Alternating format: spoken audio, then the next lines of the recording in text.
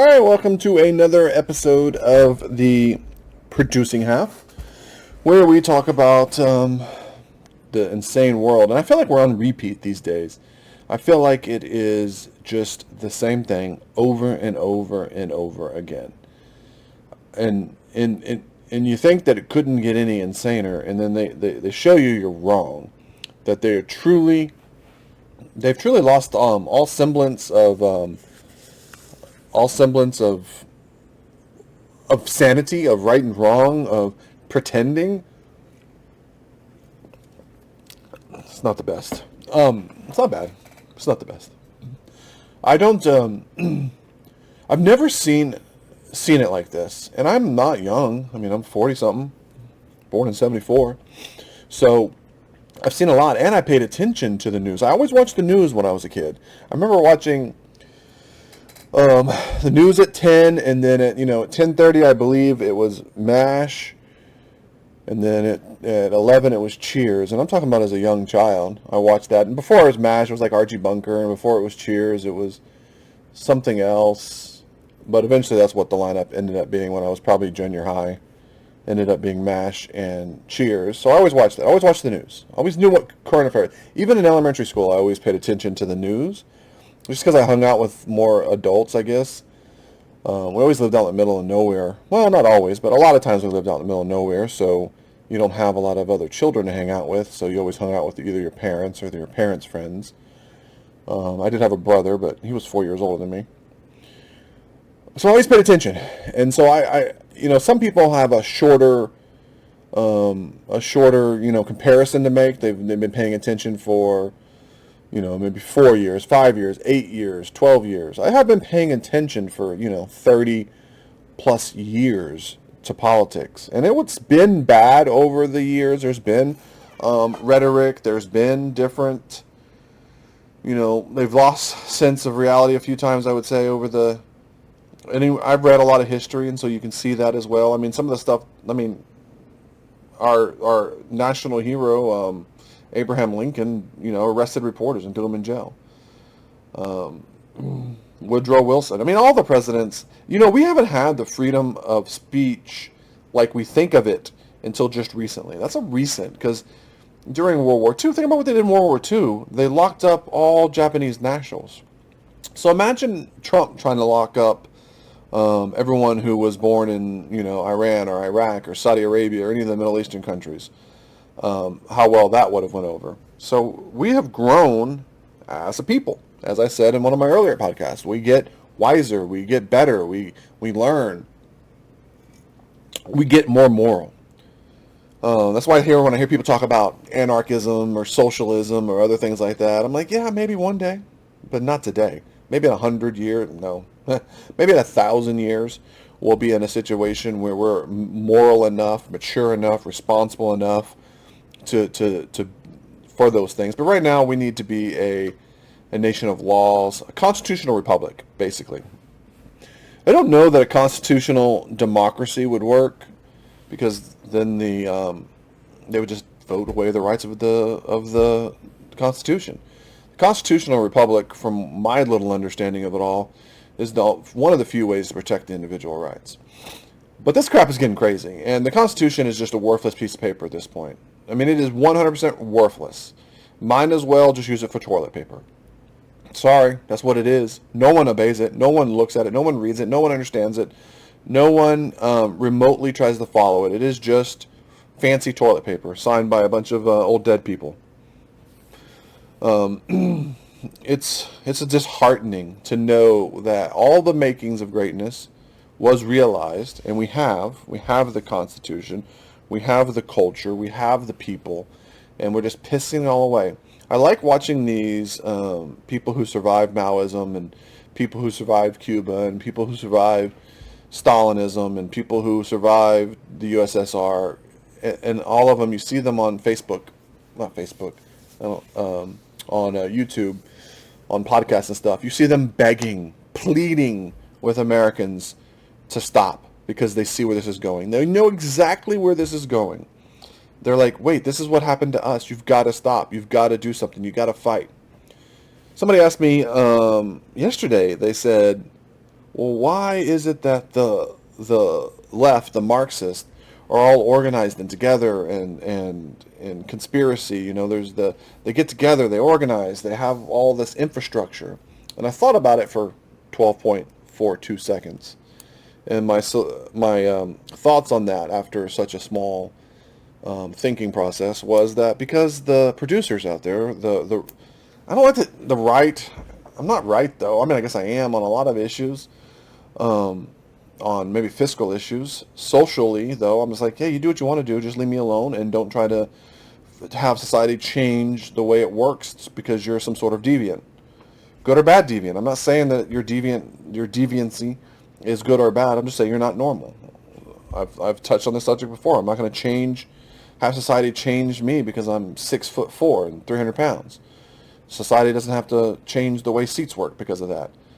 Um, my son's like 6'5", so he's gonna have fun flying in airplanes. So it's society doesn't need to alter the way it works for these people. But I'm pretty much everybody do what they want to do. Leave it alone. But the producers, let's call them the producers, the people who aren't afraid to rest on their own merits. They don't need to organize. They don't need the community and the grouping because they're not afraid to be an individual. They're not afraid to go out and get a job and know that they have to produce. They have to earn in order to support their families and to pay the bills. So they're not afraid of that. So they're also not the type of personality who wants to join a group of losers because they're individual, they're producers. And so it's not in their nature to form up these supportive networks that the left does. This all came into fruition because I was looking into the library books that my son's high school is recommending. And that is a rabbit hole that I just don't have a time to go down. But they are 100%. 100% of them that I looked into are critical race theory and queer theory. This is Texas. This is South Texas. You wouldn't think that'd be true, but 100% were critical race theory and queer theory. 100%. Now, the ones that seemed innocent, and you're like, oh, well, this seems like a decent book. I mean, sure, it's definitely got a message there. It definitely has either an environmental or a racial message. But the critical race theory parts, it's just a book about maybe black kids dealing with growing up in a inner city or something like that. That's not necessarily critical race theory. That's just a reality for a lot of black kids. But when you look into the author and you trace it all back to where they went to school and also who's promoting it and what websites they're on and what else they do, they're all the same. They're all part of the same group of colleges and library associations and book associations and all these forums. And you go to read, like, you could just go to, like, take the book that your high school or junior high or elementary is recommended, just copy the title and paste it in Amazon, look up the book. Down towards the bottom, there'll be some sort of publisher summary, and they all say something. They all be like, intersexuality, queer, heteronormative, blah, blah, blah. And I'm like, what? This is so critical race theory, queer theory. This is all that theory, whatever you want to call it. And all those queer theory and critical race theories were pedophiles. The people who started all that, they were all like either just blatant pedophiles or pro-pedophilia. They're sick people. And these Marxist leftists are sick, evil people. As I said last time, the politicians who have sold us out are sick, evil people. The reporters are sick, evil people. These professors and these people pushing this crap on our children are sick, evil people who hate America and hate the fact that people can go out there and do it. And when I was a high schooler, I came up with a saying where I said, those who can do, those who can't teach, and those who can't teach are counselors. It was a little naive on my part because I actually believe that a good teacher is worth their weight in gold. I didn't have very many of those. I wasn't a great student either. Typical poor white trash kind of guy, didn't have any value in education. I always did well because it was so freaking easy. I never had to take a book home or study and always made whatever grade I wanted to make. My senior year, I made all straight A's just because I said, might as well, if I'm going to finish, might as well finish it on a strong note. And my junior year as well.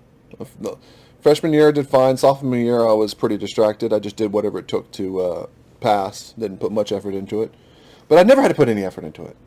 It was never hard. And it's not because I'm some genius. It's because it teaches to the least common denominator. It teaches to the slowest. It just teaches to the test. And I'm very good at taking tests. I can study and ace a test. I won't remember a single thing the very next day.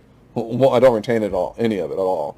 But I can pass the test, especially if it's multiple choice.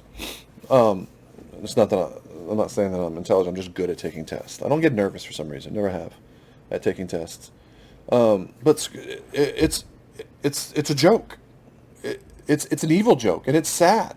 And this organization that this left has, maybe the producers out there are going to have to stop producing a little bit, take a little time out of their production, and start organizing. When I was going down this rabbit hole of all these library book recommendations, and they featured them on their YouTube, and they talk about them, and they're all just pushing this leftist, queer theory, Marxist crap, critical race crap onto the children, and I'm like going down, and I'm not a researcher. I'm not a good enough, patient enough researcher for this, and I lack the knowledge for it. I don't know all these associations that are part of this. I mean, they don't hide it. It's just that, well, they hide it with some fancy words and fancy language, but they're all over. They're all over the place. You go to this website, and links to this website. And somebody who's in it needs to be the person doing it. Somebody who has the time and the patience for that. I know it's my children, and I should put more effort into it, but it's such an overwhelming, daunting. And then plus, what am I going to do with this knowledge? There is this, slight fear that everybody has, where if they throw a fit at their child's school, that it's going to affect their children. They're going to punish their children, and this is their future you're talking about. You just keep your mouth shut and don't do anything, and just privately educate your kids of what's right and wrong, and try to overcome the indoctrination that they're getting from their teachers. The teachers say the craziest crap. They take opinion and try to teach it as fact, and they take leftist Marxist opinion and try to teach it as fact. It's an insanity. It's an insane. It's just getting worse. It's an insane world, but it's getting worse and worse. Every week, I'm like, this can't get. It's just going to be the same thing. But no, it gets worse. They just ramp it up. I did see some slight hope. It wasn't in America. It was a video. I don't know who it was. Was it the Mexican president, or is it some Mexican officials? Some guy with no arms beats swimmers? That's crazy. It was some Mexican official. Somebody sent it to me. So who is this? Public service announcement from president. It was the president, Manuel Lopez, where somebody finally speaks up against the pharmaceutical, Big Pharma. He's finally saying, hey, we can't let Big Pharma dictate all this stuff. They're just going to be shot after shot. They're going to keep pushing it. They're going to keep doing this. They're going to keep doing that. And I'm like, finally, somebody gets it. It's about it's never going to go away. It's going to be the forever. It's going to be the forever. It's going to be, you're going to need this booster, this booster, this booster. And meanwhile, they're just pocketing billions of dollars. And they're not, and they don't know what they're putting. They just want to put something out. If it's a little bit effective, that's fine. I've started to see the cases where, 20 infected, 16 vaccinated. Well, then what's the point of taking something that's experiment? Oh, it's less severe. All right. I mean, think about the pushing it so hard on the children. I saw some stats yesterday from official CDC or something. It was an official government thing. They have so many acronyms for them. Where it was the adverse reactions to the vaccines. They finally published it or something, and somebody sent it to me. And it was like 1%. If you do the numbers, they don't spell it out. You got to do the math on how many were in they surveyed and how many. But it basically came out to about 1% had. I like how they categorize severe reaction, including death. Like, okay, what does that mean? Severe reaction, including death? I mean, a severe throwing up, and then I don't know what that means. But 1%. Well, that's worse than if you got the disease. The cure is worse than disease at that point if it's 1%, because it's not 1% of kids. So the cure is worse than the disease at that point. And it was like, I saw something where if I did the math on it, it was like 0.005% maybe where they were hospitalized. You would assume that the ones who died were hospitalized. So it's hard to figure out where they hide. As I said many times, the easiest way to lie is with stats, and they could even be true, but you can just manipulate all the data, how you collect it, and everything. So you have to try to figure out. You have to look and dig and kind of do some little bit of common sense on these stats. It's impossible. I have no idea. No one does. No one who gets these stats has any idea of if the reality of them, if they're true, if they're they just don't know. You just got to try to do your best. But just on the data, it was basically, it seemed like 1% of the children who took the shot were having a severe reaction, including death. Now that doesn't mean 1% died. I imagine it was a very small percentage, because if only 0.005 were being hospitalized. But that's about the same stats as the disease it's trying to cure. And even though the disease is artificial, it was lab created. It was always obvious. I knew that from the very beginning because of the things I saw online that people were posting before it was even really a drama. So yeah, it's people. They've always known that it was man-made. So even though it's man-made, if you get it and you fight it off, you have a natural immunity to it. Where they give you this shot that is gene therapy. It's not. We should stop calling it a vaccine, because it's not. Well, I think maybe the Johnson & Johnson is. Not sure. I need to look into that. But the other two are not. They're like some sort of weird gene therapy with mRNA, spike proteins, blah, blah, blah. No one really understands. But so the disease in this children is about the same risk as the shot, but with the shot, you're putting something in your body that's changing no. And when the guy who invented the technology is saying it's not safe, that's pretty much good for me. Am I going to trust the big pharma that has shipped AIDS to people on purpose?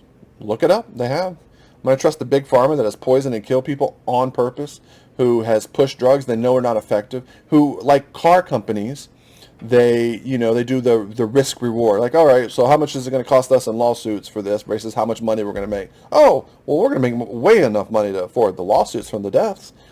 That's how they think. They will move forward on that, knowing that their product kills, as long as the lawyers and engineers say that the profits are going to outweigh the litigation.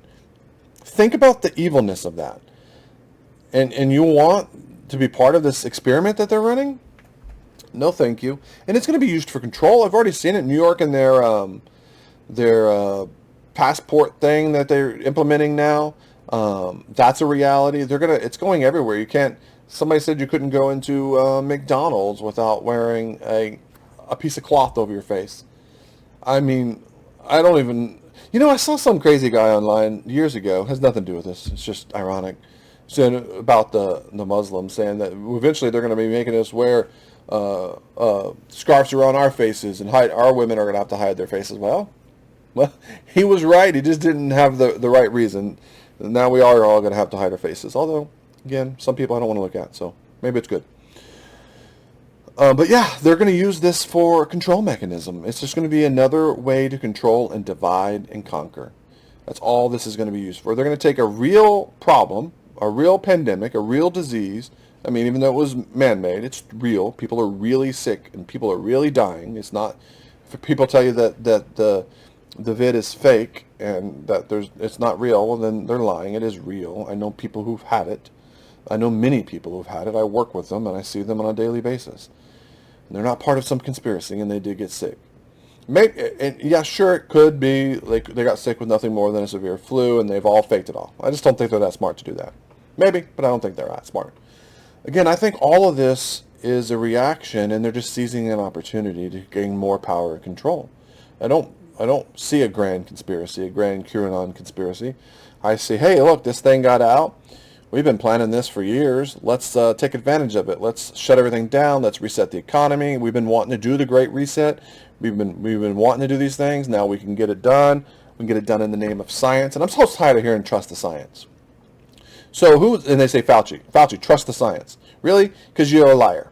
So you want me to trust you? You're a liar.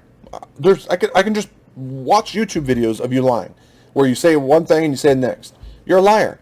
You are a bald-faced liar and a evil POS. I watched some of the people talk about you during the whole AIDS thing, and you've always been a POS.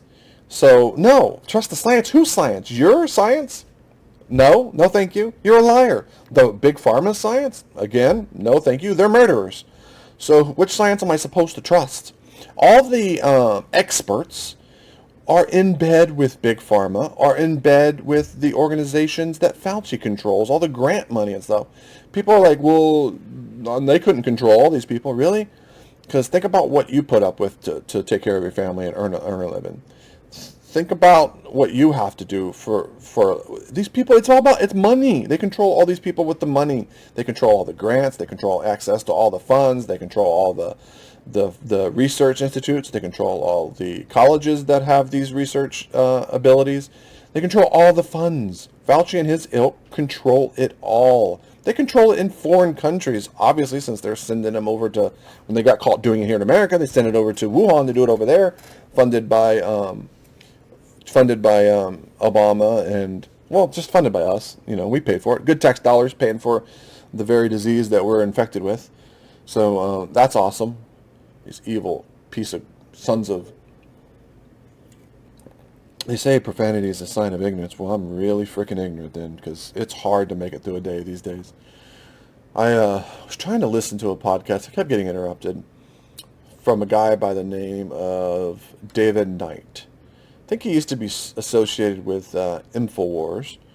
But he's super... I don't understand why he's been banned everywhere. He's very kind of milquetoast, really. Not very conspiratorial. He's religious. And... he says what he thinks is true, even though it's against the narrative, and he doesn't sugarcoat it. He just says what it is. I mean, I haven't listened to many. I've never listened to a full one of his podcasts. I just can't ever get more than 10 or 15 minutes before I get interrupted. But he was talking about this, and there's some really interesting perspectives out there. You should really start looking into it. But they are using all of this for control mechanisms. And it's just going to get worse and worse and worse. And I'm so tired of the unauthorized tour narrative from January. These people went on an unauthorized tour. And I'm not going to give one rat's ass about people rioting at the Capitol when they burned down in cities, burned down people's homes, burned down people's businesses, and murdered people, and supported it, encouraged it, funded it. They bailed these people out. They created... It was all paid for. These very people who all of a sudden care about riots because of an unauthorized tour on the Capitol. They didn't go far enough. Those freaking evil piece of sons of... Deep breaths. They're using this unauthorized tour and the vid as a way to seize power. They're gonna use the unauthorized tour to turn the intelligence apparatus on everybody. Somebody texted me the other day. They said, what did they say? It's like, do you think they'll keep us in better work camps than the other because we're big and strong? And it's just a joke, like, because the joke is that we're all going to end up in work camps and basically third world countries, slaves to the scientific and elite, whoever is supposed to take over everything. No idea. And I was like, nah, they'll just shoot me. But I was thinking about how all the leftist revolutions end up, and they end up shooting their own supporters first and killing them because they got to get rid of the true believers because they have no interest in true socialism. They want power and control, so they're going to shoot the true believers first, and only the evil POSs that want power and control and to dominate are going to be the ones left to do it. I don't know how far Americans will put up with or how far we'll let it go. I just feel like we're broken people, and there's nothing. They're going to be able to get away with whatever. It's like the lobster or frog or whatever in the boiling water. If you raise the temperature slowly, they don't jump out. I guess that'd be frogs, not lobsters.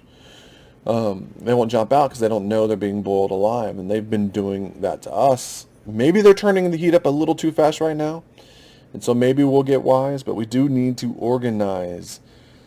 I don't know what to do about that because I'm not an organizer. I'm an individual person who likes to be left alone. I leave everybody else alone. Hang out with my family, take care of my family, and that's about it. I don't know where that's going to go, man. I'm really concerned about the vid and the opportunity that they're going to use to seize all the power and control and everything else from us and erode more of our God-given rights. The Constitution really just enumerated. It just really put on piece of paper what was always there. It was always there. I think I talked about it once before about the difference between discovered law and natural law, or made up law, man-made law, and natural's law, and doing all that you say that you'll do and don't encroaching on other people, their property is just, it's always there. It's always been there. That's just how the universe works. Now we come up with all these other stupid laws that isn't just been about, that's just about power and control. It's just about power control for the weak, is to give weak people status, power, and control. That's all about. But those other just the Constitution just, put in writing what we all knew to be true and self-evident. You don't have the ability to restrict my God-given freedoms and rights because of your freaking opinion. Yeah, it's getting rough out there. And then on top of it all, the economy is getting really, really, really rough and scary. I saw a stat the other day about that the dollar has already been deflated 99%. And they had all kinds of stuff. You can get, my view on stats, but it's pretty accurate. You can argue over the percentages at 1% or 5% or 0.1%. But yeah, the dollar is basically worth 99% less than it was when it was first introduced. Oh, I forgot. It was their late 1800s, early 1900s stats that they were using. 1%. And you don't think these trillions of dollars that they're funneling to their crony capitalists, their crony friends, is going to just totally devalue the money? They just take this money and they buy up assets. What do you think BlackRock is buying? Is it BlackRock? Is buying real property. Why do you think that is? Because the money came from us. They're buying all these homes and properties and rentals with your money and my money. It's all tax dollars. It's all quantitative easing. They're getting rid of their cash because cash is worthless. They're going to get debt. They're going to buy things, and they're going to own the real property, the tangible assets. So these super elites don't care that the dollar's getting devalued. They're just going to use it to gobble up assets, and then they have the assets, and then whatever the new currency is, the new fiat currency that comes along, they can always just change whatever asset they have over to that currency at whatever, great rate they get for doing that, whatever huge profit margin they make. And since they're going to own all the homes and all the domiciles, they'll be getting all that rent money in whatever new currency there is. And even if it stays the dollar and it's, you have to take a wheelbarrow to pay, buy a loaf of bread, it doesn't matter because they'll own all the wheelbarrows, metaphorically speaking. So, and then the supply chain, oh my Lord, it's super, super bad. Can't get a car, can't get a computer part, you can't get, order something that you don't get it, can't get appliances, you can't get anything, and it's all fake. No, there is a real supply chain issue, but the issues, I think, are manufactured. I think the shortages are done on purpose. The shortages are real, but I think it has to be done on purpose because, well, there's so much socialism and there's so much crony capitalism that it's possible that it's all collapsing because of all that. But I think it's all because true human ingenuity would solve all these supply chain issues.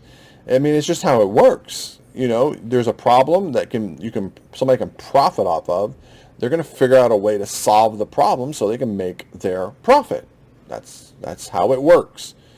So I think these supply chain issues are orchestrated probably to get us used to scarcity, probably also to ramp up the panic and the control. They hit us from all fronts all at once. They've been planning this. They may not have planned for the vid individually. They did plan for a pandemic. You can go look into that. They have planned. They can say they were planning it for altruistic reasons because they wanted to make sure they were prepared to keep us all alive. Maybe. but some people I wouldn't want planning it are the ones that were planning it. So they have been planning for, well, the Great Reset, and they needed something to happen in order to make the Great Reset happen. So they've been planning for this, and so they had plans in place, and they had infrastructure in place to seize the opportunity when it came along, even if they didn't create the opportunity. They seized it. So they're going to hit you on the health front. They're going to hit you on the science front. They're going to hit you on the political front. They're going to hit you on the economic front. They're going to hit you on the school front and the social front. They're going to hit you on every avenue, every part of your life. They're hitting you at just constant supply chain issues, shortages. You can't get toilet paper. You can't go to the store. You're locked into your house. You have to send all your money to Jeff Bezos. You have to, get this vaccine passport, more control, papers, please. Papers, please. They're hitting you from every angle. They're overwhelming you so to make the control easier.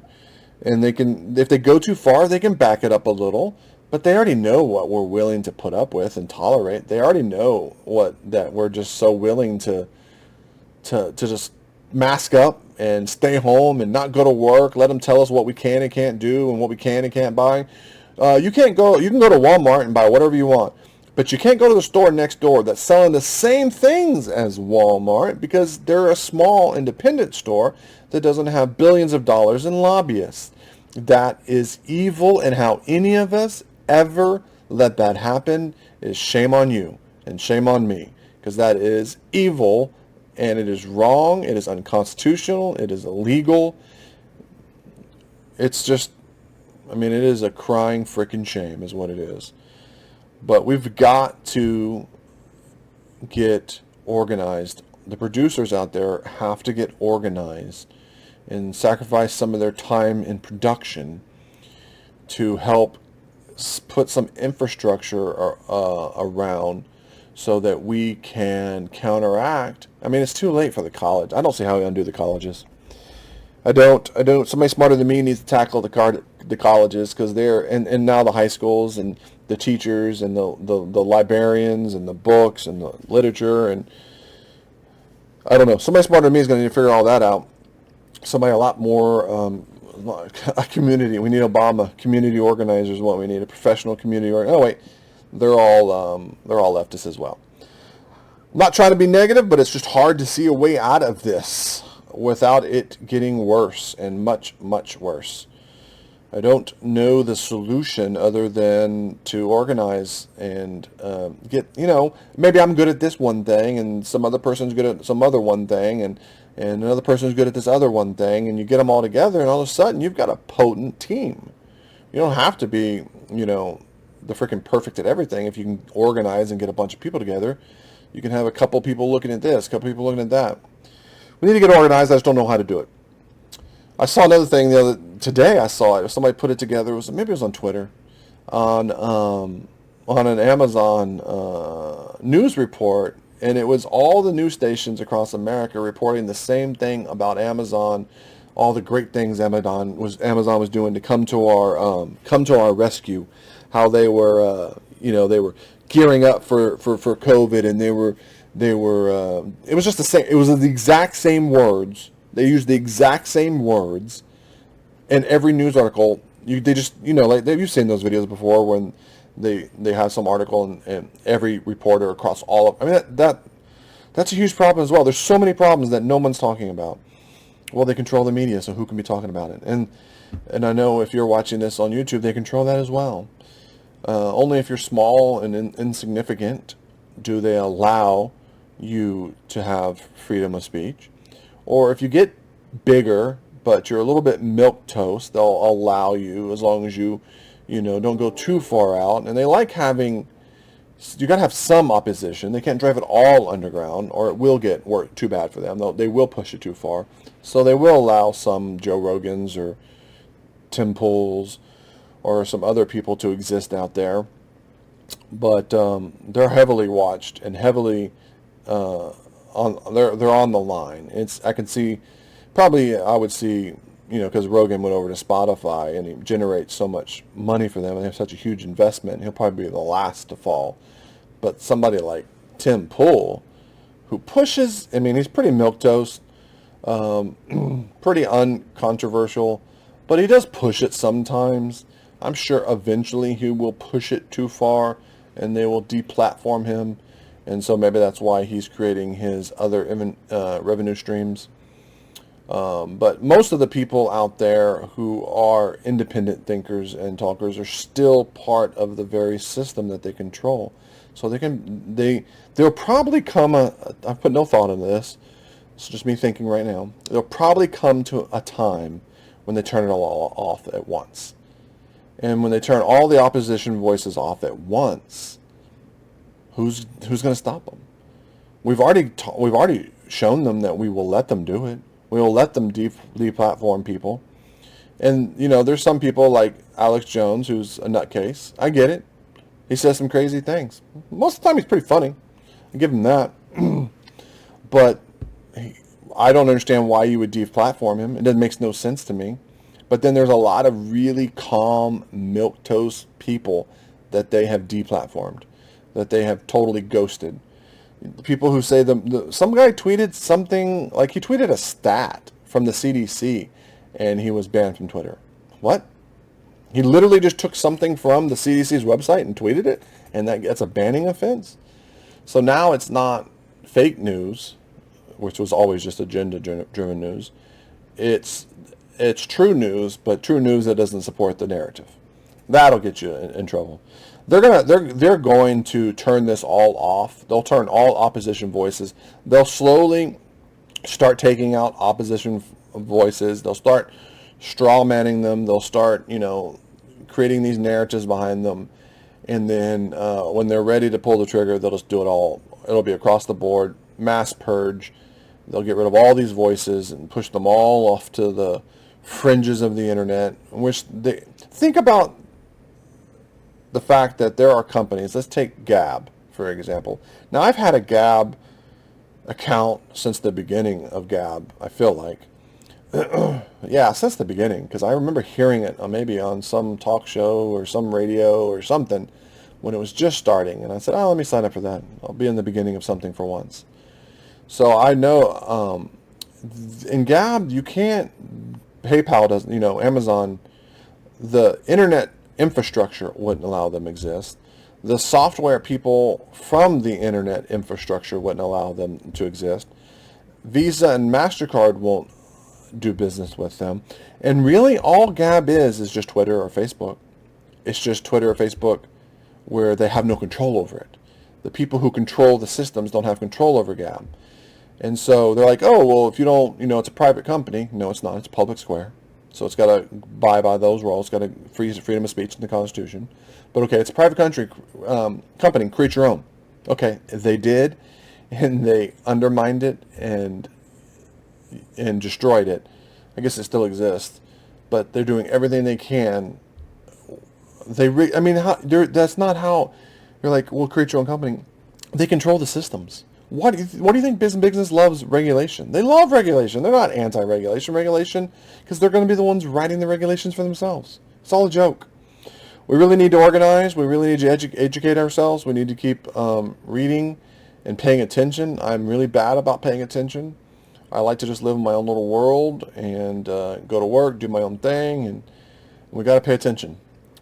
That's all I got for you today. I appreciate you tuning in to another episode of The Producing Half.